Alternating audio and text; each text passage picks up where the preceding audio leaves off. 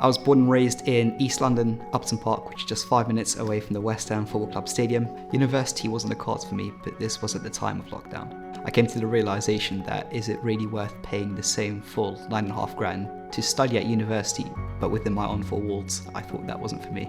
So when I got the offer to be an apprentice at one of the world's biggest insurance brokers globally, I never really looked back. The thing about being an apprentice in insurance, you can find a mentor pretty much anywhere. For me personally, it's learning from someone else's lived experience. It's very likely that my mentor would have been in the exact same shoes as me, and they've done something unique to grow their career. Having the pleasure of being managed by someone so senior is that their network becomes your own. On the third day in the office, my manager was invited to meet the CEO of one of the biggest political risk insurers, and just by being next to her, I had the opportunity to tag along that lift up to floor 23, take notes and meet people.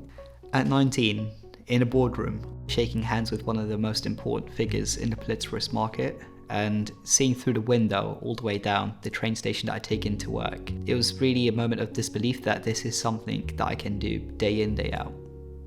The industry is really varied. Working in a broking team of 9, we both place credit and political risk insurance. On credit side, we have some of the world's biggest banks as clients, and when they're lending to fund football clubs' transfers for football players, the financing and construction of solar farms in Australia, they look to us to help hedge some of the risk of that loan going bad. And on the political risk side, we have some of the world's biggest companies looking to us to insure unique assets such as a Picasso painting against confiscation when making its way through the Far East to be auctioned off. Looking back at a time where I had an offer to go to university and an offer to do an apprenticeship, I was thinking of what my mentor kept on saying to me, which was, what's the worst that could happen?